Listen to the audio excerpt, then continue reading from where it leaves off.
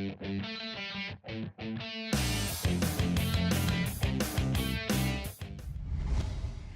2016, lumipad ang kauna-unahang satellite ng Pilipinas sa kalawakan.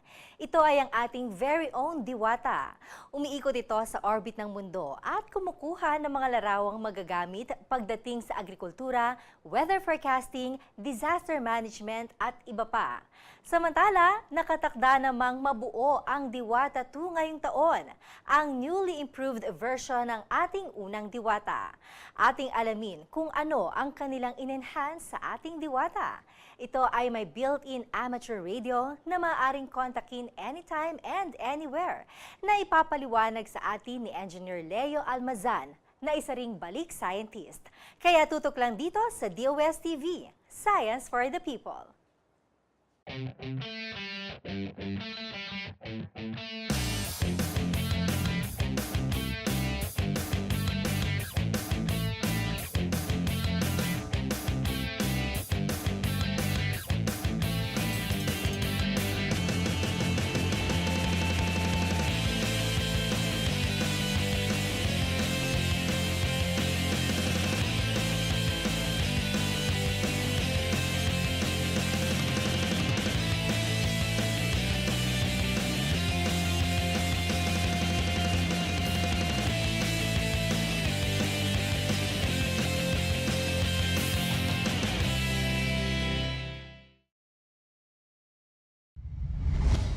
Ating alamin ang update sa ating Diwata 2.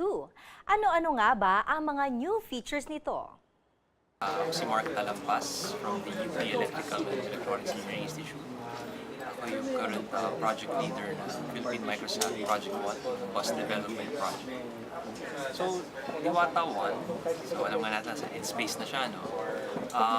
Si Diwata 2, yung successor niya, ang magiging difference from Diwata 1, well, una, mas mataas yung altitude ni Diwata 2. So, ibig sabihin, mas matagal siya in space. Iba yung orbit niya, sun-synchronous. So, ibig sabihin, every time na dadaan siya over Earth, consistent yung oras. Kung mga around noon, dadaan siya over Earth. So, what that means is, maganda yung lighting conditions kapag dumaan siya. So, pag nag-take siya ng pictures, consistent yung lighting. So, yun yung main difference. Yung orbit, tsaka yung altitude. Pero aside from that, meron din siyang differences in capabilities. For example, kung ano yung current na payloads na dala ng Diwata 1, yung mga cameras niya, ganun din yung dadalhin ni Diwata 2, pero mas naglagay na ng improvements. And in addition to that, meron ding enhanced resolution camera, tsaka amateur radio payload si Diwata 2. Si Diwata 1, wala siyang amateur radio payload. Si Diwata 2 yung nilagay natin na amateur radio payload. And ang ibig sabihin nun, makakausap natin si Diwata 2 using yung amateur radio band. So for example, meron tayong tinatawag na Philippine Amateur Radio Association. Yung mga members nun, mga licensed amateur radio operators, kaya nilang mag-send ng messages kay Diwata 2. And pwede rin nilang marinig yung mga transmissions ni Diwata. Pero personally, what makes Diwata 2 special is ngayon, mas hands-on pa tayo lalo sa paggawa sa kanya. So, si Diwata 1, alam natin, ginawa ng mga Filipino engineers with the guidance of our Japanese collaborators. So, kung si Diwata 1, hands-on na natin siyang nagawa, si Diwata 2, pwede natin mas hands-on pa. So, for example, yung amateur radio payload na tadalhin ni Diwata 2, dito yung ginawa sa Electrical and Electronics Engineering Institute. So, may mga local researchers tayo. Hindi na sila nagpunta ng Japan, dito natin dinevelop yung amateur radio payload ni Diwata. Bilang project leader ng Diwata, bus development, no? Ano ba yung sabihin ng bus development? Yung project nito yung gumagawa ng structure, ng electronics na magdadala ng mga camera ni Diwata. So, ang role namin is to make sure na mag-ooperate siya ng maayos and darating siya in space in one piece. So, nabanggit ko nga kanina, kailangan i-survive ni Diwata 2 yung launch environment na very hostile. So, matinding pag-alog yung mararamdaman niya. Yung role ng Project 1 is to design yung structure para ma-hold lahat in place. And pagdating niya in space, pag na-release na siya, dapat mag-operate siya na maayos. So, yun yung role ng project. Tingin ko, ang pinaka-ma-appreciate talaga na feature ni Diwata 2 is yung amateur radio payload. So yun nga, it would allow us to communicate, for example, in times of disaster, na kailangan ng communications infrastructure, di ba? So minsan down na yung cellular, down na ibang forms of communication. And during those times, yung amateur radio is one option that we can use. So ngayon naman may amateur radio network na, no? May mga amateur radio users sa Pilipinas. Pero with Diwata 2, meron tayong amateur radio in space. Ibig sabihin, bawat daan yung Diwata 2 over us, pwede tayo magpadala ng message sa kanya, tapos i-store niya yon, pwede niya i-forward sa ibang location sa Philippines. So we can imagine gaano siya ka-useful, for example, in times of disaster na meron kang disaster-stricken area, kailangan mag-send out ng message, send mo kay Diwata 2, papadala niya somewhere else. So I think yun yung isa sa mga pinaka-ma-appreciate ng mga tao about Diwata. Well, amateur radio kasi, ang ibig sabihin lang naman, meron kang particular set of frequencies na doon ka mag-communicate.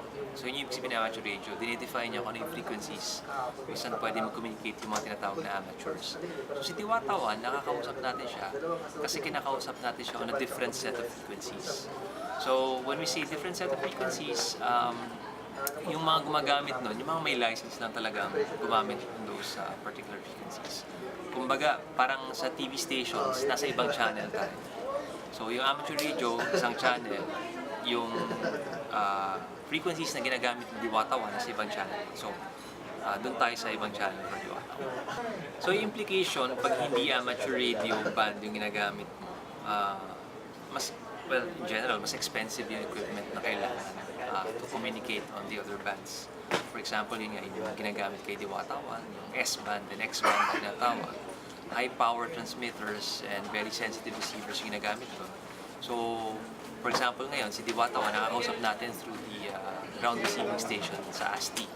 So, ganun tipong equipment and setup yung kailangan mo to communicate with Diwata 1. In contrast with amateur radio, yun nga, kahit yung mga handheld na amateur radios, tapos meron ka lang magandang antena, pwede ka na mag-send and mag-receive ng messages sa iba pang amateur radio users.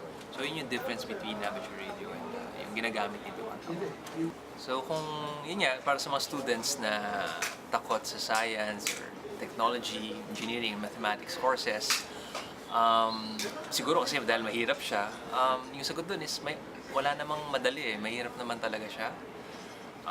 Pero very rewarding and fulfilling kapag na-pull off mo na yun nga, naiintindihan mo yung subject or nasosolve mo yung equation na ito, naiintindihan mo kung paano nag-work yung mga bagay-bagay, mas fulfilling yun for me. No? And I think for most of us, fulfilling din naman siya. So, kung takot sa ganong hirap, ano lang yan, kailangan lang every time na yun, mahirapan ka, matuto ka from that, and then magpursige lang. And eventually, maintindihan din naman natin yun. So, ganun din naman kahit yung siguro yung mga professors nyo, magagaling na scientists na iniidolo nyo, lahat naman sila nahihirapan din yan. Hanggang ngayon, nahihirapan pa rin sila. So, hindi natatapos yun, and ganun lang talaga ang science and engineering. I'm Alvin Ira Tamar. I work for the Advanced Science and Technology Institute. I'm a Chief Science Research Specialist. I'm the head of the Solutions and Services Engineering Division. For Diwata, the Diwata program or Diwata and the Diwata 2, I'm actually the project leader of Project 2, which is the ground station project. So for Diwata 1, we established a ground station that keeps track of our microsatellite. For Diwata 2, we're actually just waiting for it to be launched. So we've learned a lot from Diwata 1 operations. And we expect to carry out those learnings and experiences from Diwata 1 to Diwata 2. Kasi essentially, those two microsatellites are essentially the same. So in terms of operation at least. So we're going to use the same set of tools, same set of equipment, and the same facility. So everything that we learned from Diwata 1, we can use for Diwata. So we're just waiting for the microsatellite to be launched actually, and then we're ready to go. So as project leader, well, I essentially manage the project, but the operations is actually being handled by a co-lead. So we have a team, and every now and then to meetings, but the day-to-day operations are actually being handled by that team. So carry over din sila from the Diwata 1 project, and then they're still managing the day-to-day operations of Diwata as of today and of the upcoming Diwata 2. Well, aside from the PhilMicrosat program, Hokkaido University is also involved in the extreme weather monitoring and data sharing project, which is under SATREPS. So under that project, this is a JICA-funded project. We will be using Diwata 2 to actually take 3D images of clouds, and this will be useful for thunderstorm forecasting. So that's one project we're working with Hokkaido University together with PAG-ASA, the University of the Philippines also, and of course ASTI. Siguro my message to them is to not be afraid of science and technology or math courses siguro, because these courses are actually math intensive. Lahat naman nadadaan sa sipag at tiyaga. And with enough perseverance on your part, and if this is something that you really want to do and you feel you have the passion for it, then you'll be able to push yourself further and aspire for greater things. And hopefully, yun, kailangan mo lang ng sipag at tiyaga.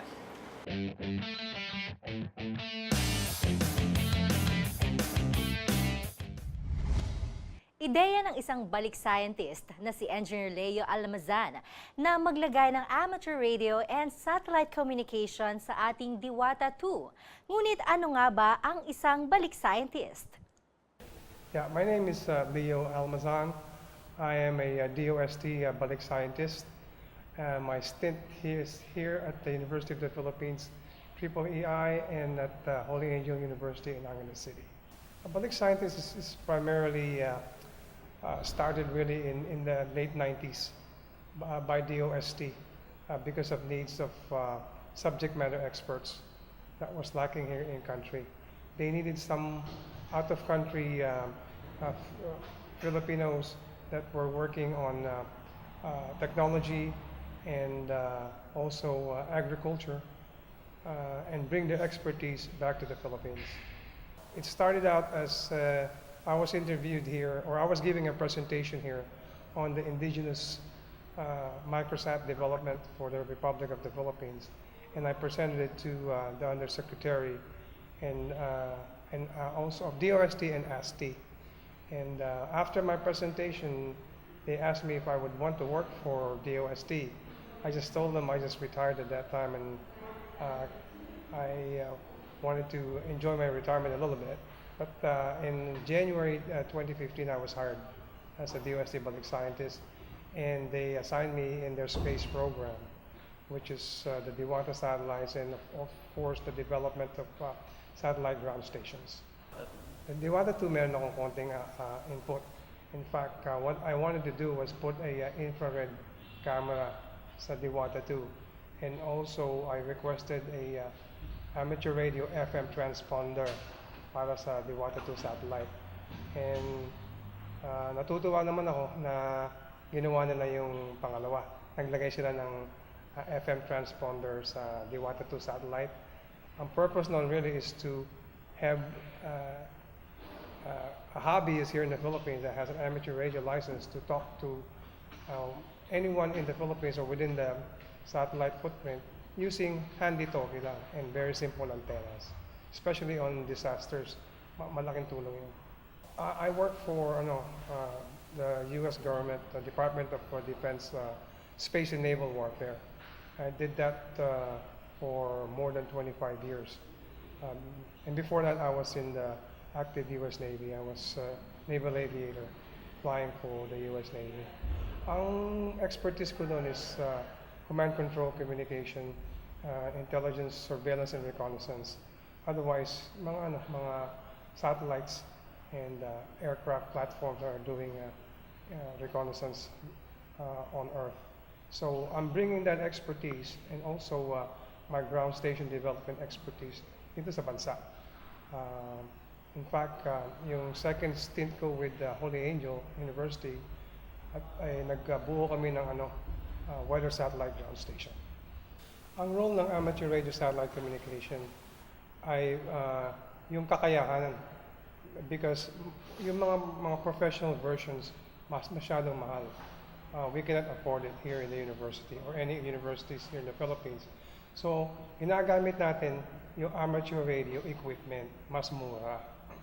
And the reason being is there is a large community of amateur satellites sa buong mundo. And we are leveraging yung kakayanan ng AMSAT, which stands for Amateur Satellite Corporation or organization, para makatulong sa space program natin. Kasi the bottom line is mura na, madami pang equipment available. Ano yan, para kang nung baby ka pa. You need to know how to crawl bago ka maglakad. And bago ka, pagkatapos maglakad, then pwede kang tumakbo. Ang feeling ko is after the 5th launch ng Diwata, we should be able to do what we call a geosynchronous satellite. Sabihin nun, it's rotating the same velocity as the Earth, kaya parang it's staying put, pero in reality, umiikot din sila pareho. Yun ang kagandahan because yung low Earth orbit ng Diwata 1 and 2, dumadating sa Pilipinas every 90 minutes. So medyo matagal ng konti. So if you want a seamless communication, kailangan mo siyam na satellite para nandito every rotation nandito sa Pilipinas. Kasi it takes 10 minutes. Ang buong footprint is 10 minutes now. So after that, mawawala na. Tapos hintay ka na naman ng another 90 minutes. Kung may siyam ka, nandyan ang satellite. Parang nandyan, stationary, pero hindi. Nagpapalit-palit lang sila. Yeah, itong live contact natin is the culmination of several development dito sa Pilipinas na ginawa natin as Balik scientists. Yung ground station, although it took 1 year to 18 months na mabuo, nandito at saka magagamit na natin. And ang kagandahan ng contacting the ISS is not just for us, it's for mga estudyante. Kaya pinili ko high school students to talk to the astronauts para maengganyo sila to go into the STEM. It's a once-in-a-lifetime opportunity. Nagawa ko na rin sa station with the space shuttle. So I have my experience now. And so I'm bringing that experience here para sa mga estudyante, sa mga high school students. And like I said, it's once-in-a-lifetime opportunity para sa kanila to speak to the astronauts ng International Space Station.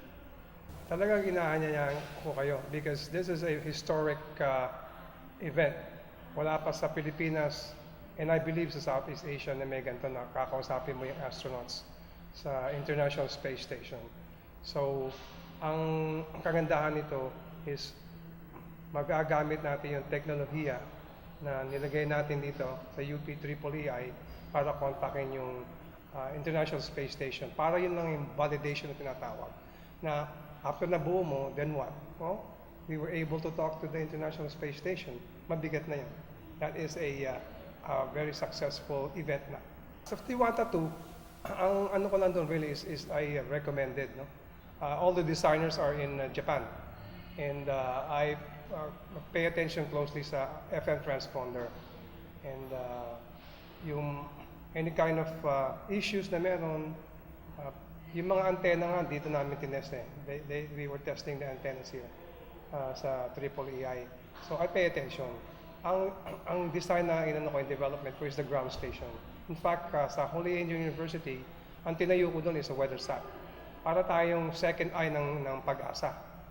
Kasi kung mawalan ng communication ng pag-asa to kamukha sa Tacloban for 48 hours, wala silang contact, at least kung meron kang weather satellite na transportable na nilagay mo sa Tacloban, meron ka pa rin image of the Philippines, anong klaseng weather, anong klaseng clouds, anong klaseng temperature ang dumadaan or front na dumadaan sa Pilipinas. Kaya meron ka pa rin, maski walang pag-asa.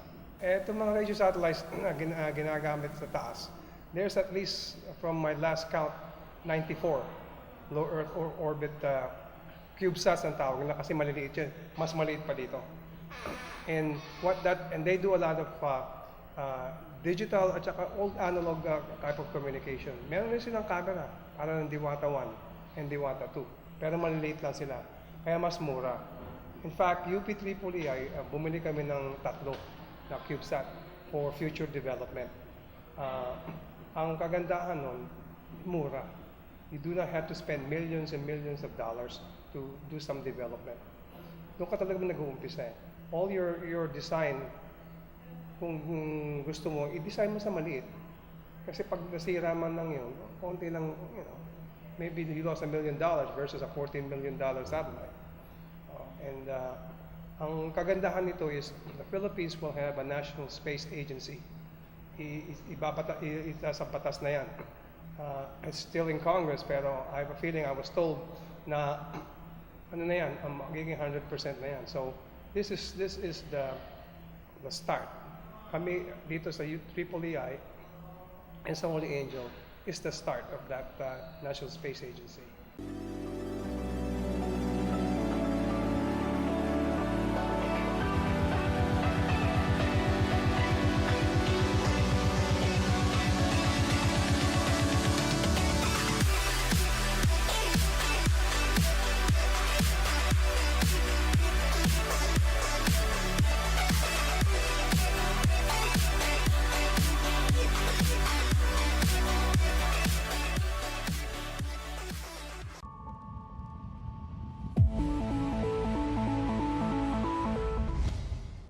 Magandang umaga. Ngayon ay Martes, February 27, 2018 at narito magiging taya ng panahon. Yung binabantayan nating low pressure area sa may Palawan ay tuluyan na pong nalusaw at ang nakakaapektong weather system sa ating bansa ay ang easterlies o yung mainit na hangin galing sa dagat Pasipiko na nakakaapekto sa silangang bahagi ng bansa at ang northeast monsoon o hanging amihan na umiiral dyan sa may northern Luzon. Dahil sa epekto ng easterlies, magkakaroon ng kalat-kalat na mga pag-ulan na thunderstorms ang Aurora, Quezon at buong Bicol region.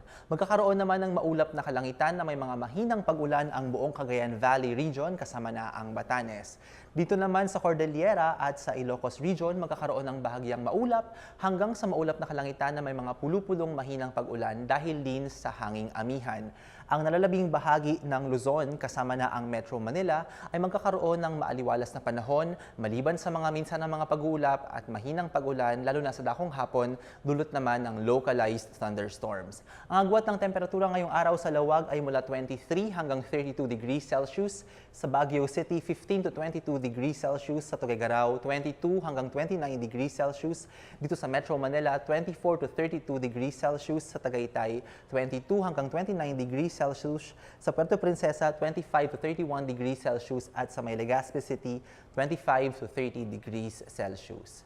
Magkakaroon din ng kalat-kalat na mga pag-ulan at thunderstorms ang Samar provinces dahil sa easterlies. Pero ang nalalabing bahagi ng Visayas ay magkakaroon ng maaliwalas na panahon pero posible pa rin po ang localized thunderstorms lalo na po sa dakong hapon. Ang agwat ng temperatura ngayong araw sa Iloilo City ay 25 to 30 degrees Celsius, sa Metro Cebu 25 to 31 degrees Celsius at sa Tacloban 23 to 30 degrees Celsius. Magkakaroon ng bahagyang maulap hanggang sa maulap na kalangitan na may mga posibleng mahihinang pag-ulan lalo po sa dakong hapon ang buong Mindanao. Fair weather po yan, maliban sa localized thunderstorms. At ang agwat ng temperatura sa Zamboanga City ay 24 to 33 degrees Celsius, sa Cagayan de Oro 24 to 31 degrees Celsius at sa Davao City 25 to 34 degrees Celsius. Dahil bahagyang lumakas ulit ang ating hanging amihan, nagtaas tayo ng gale warning sa mga baybayin ng Ilocos Sur, Ilocos Norte, Batanes, Babuyan Group of Islands at hilagang baybayin ng Cagayan. Ang mga maliit na sasakyang pandagat ay hindi po pinapayagang pumalaot dahil ang mga karagatan ay magiging maalon hanggang sa napakaalon. Tingnan natin ang magiging lagay ng panahon in the next 3 days sa key cities sa ating bansa. Sa Metro Manila, magiging maganda pa rin po ang lagay ng panahon pero posible pa rin ang localized thunderstorms lalo na sa dakong hapon. At ang agwat ng temperatura ay mula 23 hanggang 33 degrees Celsius.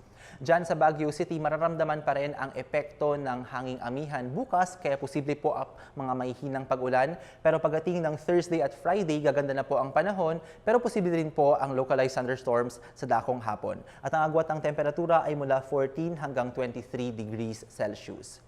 Mararamdaman pa rin ang epekto ng easterlies bukas sa Legazpi City. Meron pa rin mga kalat-kalat na mga pagulan na thunderstorms.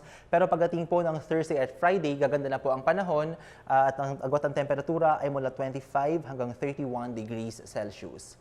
Makakaasa po ng maaliwalas na panahon ang Metro Cebu in the next 3 days at ang agwat ng temperatura ay 25 to 31 degrees Celsius.